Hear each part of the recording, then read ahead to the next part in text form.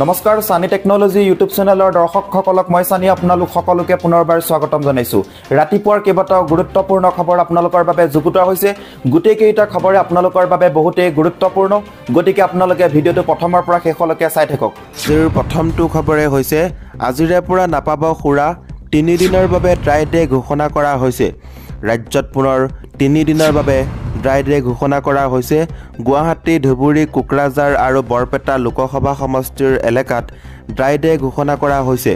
তৃতীয় পৰ্যায়ৰ নিৰ্বাচনৰ বাবে ড্ৰাই ডেৰ নিৰ্দেশনা জাৰি কৰা হৈছে।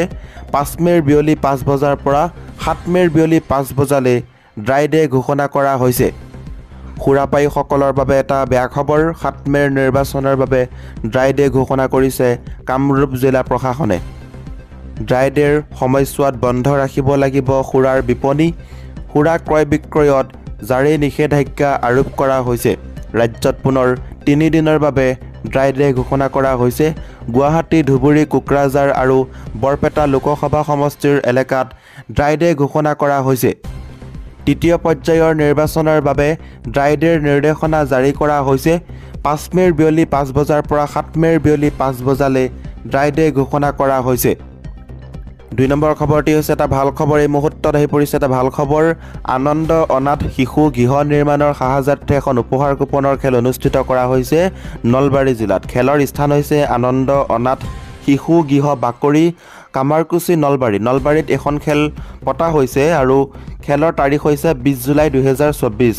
টিকেটৰ মূল্য হৈছে 100 টকা আৰু পুৰস্কাৰসমূহ মই আপোনালোকক জনাব বিচাৰিছোঁ। ইয়াত আপোনালোকে দেখিবলৈ পাৰিছে বাছ এখন থাকিব, তাৰ লগতে থাকিব ট্ৰেভেলাৰ, বলেৰো, ৱেগনাৰ, ছুইফ্ট, তাৰপিছতে বেটেৰী ই ৰিক্সা, বেলেনো, মহিন্দ্ৰা থাৰ। ইয়াতে আপোনালোকৰ নামী দামী পুৰস্কাৰ হৈছে সকলোখিনি গাড়ী আপোনালোকে দেখিবলৈ পাৰিছে। টিকেটৰ অৰিহণা হৈছে 100 টকা। যদি আপোনালোকক লাগে তেনেহ'লে স্ক্ৰীণত দিয়া ফোন নম্বৰটোত এতিয়া আপোনালোকে যোগাযোগ কৰক। আৰু টিকেট কাটিবলৈ মানুহৰ কিমান ভিৰ আপোনালোকে পৰিলক্ষিত কৰিছে ইয়াতে মই আপোনালোকক দেখাই আছোঁ। প্ৰথম পুৰস্কাৰ হৈছে আপোনালোকৰ টাটা আল্ট্ৰা ষ্টাৰ বাছ।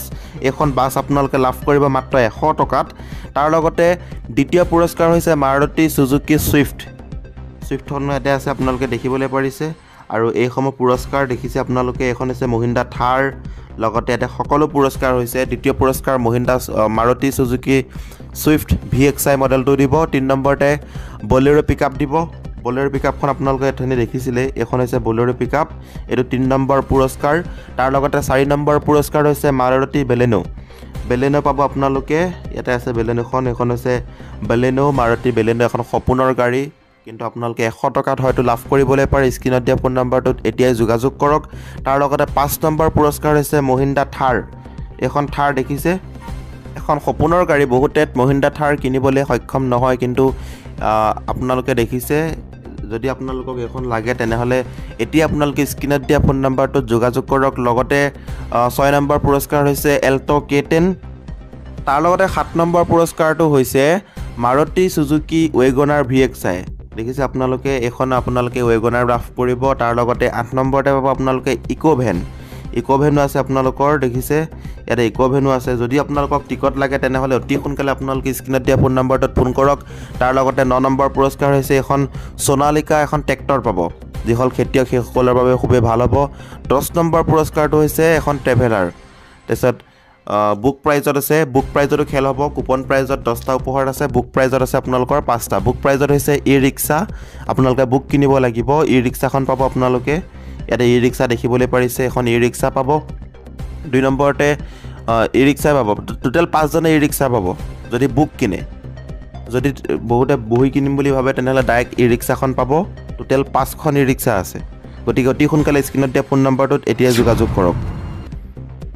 2 নম্বৰৰ খবৰটি হৈছে গৃহমন্ত্ৰী অমিত শ্বাহৰ বিৰুদ্ধে নিৰ্বাচন আচৰণবিধি উলংঘাৰ গোচৰ ৰুজু হায়দৰাবাদ আৰক্ষীৰ। কেন্দ্ৰীয় গৃহমন্ত্ৰী অমিত শ্বাহ আৰু হায়দৰাবাদ লোকসভাৰ আসনৰ পৰা ভাৰতীয় জনতা পাৰ্টীৰ প্ৰাৰ্থী কে মাধৱীলতাৰ বিৰুদ্ধে নিৰ্বাচনী আচৰণবিধি উলংঘাৰ গোচৰ ৰুজু কৰা হৈছে, যি কিষাণ ৰেড্ডী, টি যমন সিং, ৰাজা সিংকে ধৰি আন বিজেপি নেতাৰ নামো FIRত সন্নিৱিষ্ট কৰা হৈছে। হায়দৰাবাদৰ নিৰ্বাচনী প্ৰচাৰৰ সময়ত শিশুক ব্যৱহাৰ কৰাৰ অভিযোগ সকলোৰে বিৰুদ্ধে উত্থাপিত হৈছিল। হিন্দুস্তান টাইমছৰ প্ৰতিবেদন অনুসৰি তেলেংগানা প্ৰদেশ কংগ্ৰেছ কমিটিৰ উপসভাপতি নিৰঞ্জন ৰেড্ডীৰ অভিযোগৰ ভিত্তিত এই বিষয়ত হায়দৰাবাদ আৰক্ষীয়ে গোচৰ ৰুজু কৰিছে। অভিযোগত ৰেড্ডীয়ে দাবী কৰিছে যে 1 মে'ত বিজেপিয়ে লালদৱাজাৰ পৰা সুধা টকিজিলৈ এখন ৰেলী উলিয়াইছিলে, য'ত অমিত শ্বাহকে ধৰি বহু বিজেপি নেতাই অংশগ্ৰহণ কৰিছিল। ইয়াত অমিত শ্বাহৰ সৈতে মঞ্চত কিছু শিশুকো দেখা গ'ল। এই এফআইআৰৰ উদ্ধৃতি দি বাতৰিটোত কোৱা হৈছে যে কংগ্ৰেছ নেতাই দাবী কৰিছে যে বিজেপিৰ নিৰ্বাচনী প্ৰতীক পদুম থকা পতাকা লৈ মঞ্চত এটি শিশুক দেখা গৈছিল, যিটো নিৰ্বাচন আয়োগৰ নীতি নিৰ্দেশনা স্পষ্টভাৱে উলংঘা কৰা হৈছে। ৰেড্ডীয়ে অভিযোগৰ সৈতে অনুষ্ঠানটোৰ এখন ফটো সংলগ্ন কৰিছে। অভিযোগৰ প্ৰতি লক্ষ্য ৰাখি নিৰ্বাচন আয়োগে হায়দৰাবাদ আৰক্ষী আয়ুক্ত শ্ৰীনিবাস ৰেড্ডীক ঘটনাৰ তদন্তৰ নিৰ্দেশনা দিছিল। ইয়াৰ পাছত আৰক্ষী আয়ুক্তৰ নিৰ্দেশত ডিচিপি দক্ষিণ মণ্ডল স্নেহা মেহৰাই তদন্ত কৰি গোচৰ ৰুজু কৰে। মোগলপুৰা আৰক্ষীয়ে বৰ্তমান মোগলপুৰা আৰক্ষী থানা তদন্ত অব্যাহত ৰাখিছে। উল্লেখ্য যে ভাৰতীয় নিৰ্বাচন আয়োগে নিৰ্বাচনী প্ৰচাৰত শিশুৰ ব্যৱহাৰ নিষিদ্ধ কৰিবলৈ ৰাজনৈতিক দলসমূহক নিৰ্দেশনা জাৰি কৰিছিল আৰু এই বিষয়ত শূন্য সহনশীলতা নীতি মানি চলিব বুলিও কৈছিল। 3 নম্বৰ খবৰটি হৈছে অখিল গগৈ লুৰিণজ্যোতি গগৈ মুছলমানৰ শত্ৰু। এই কথা বদৰুদ্দিন আজমলে কৈছে। কংগ্ৰেছে মুছলমান লোকসকলক সদায় ভোট বেংক হিচাপে গণ্য কৰি অহাৰ অভিযোগ বদৰুদ্দিন আজমলৰ। ৰকিবুল হুছেইনক বেয়া পোৱা কংগ্ৰেছৰ 5,000 লোকে তেওঁৰ হৈ কাম কৰি থকাৰ দাবী কৰি কংগ্ৰেছ নিৰ্বাচনত হৰাটো নিশ্চিত বুলি বদৰুদ্দিন আজমলে মন্তব্য কৰে। বৰপেটা জিলাৰ মন্দিয়াত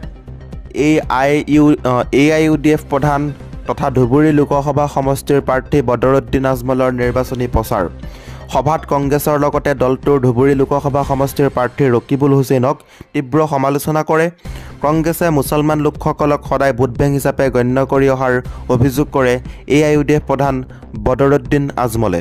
তেওঁ কয় যে কংগ্ৰেছৰ প্ৰাৰ্থীগৰাকীয়ে যিমান চেষ্টা কৰিলেও ধুবুৰীত পৰাজিত কৰিব নোৱাৰে। ইফালে বিধায়ক তথা ৰাইজৰ দলৰ সভাপতি অখিল গগৈ আৰু ডিব্ৰুগড় লোকসভা সমষ্টিৰ প্ৰাৰ্থী তথা অসম জাতীয় পৰিষদৰ সভাপতি লুৰিণজ্যোতি গগৈকো তীব্ৰ সমালোচনা কৰে বদৰুদ্দিন আজমলে। অখিল গগৈ মুছলমানৰ শত্ৰু বুলিও আজমলে অভিযোগ কৰে। আনহাতে ৰকিবুল হুছেইনক বেয়া পোৱা কংগ্ৰেছৰ 5,000 লোকে তেওঁৰ হৈ কাম কৰি থকাৰ দাবী কৰি কংগ্ৰেছ নিৰ্বাচনত হৰাটো নিশ্চিত বুলি বদৰুদ্দিন আজমলে মন্তব্য কৰে। আজমলে কয় যে ধুবুৰীত কংগ্ৰেছ শূন্য হ'ব। অখিল গগৈ লুৰিণজ্যোতি গগৈ আহিছে মানে কংগ্ৰেছ হাৰিব।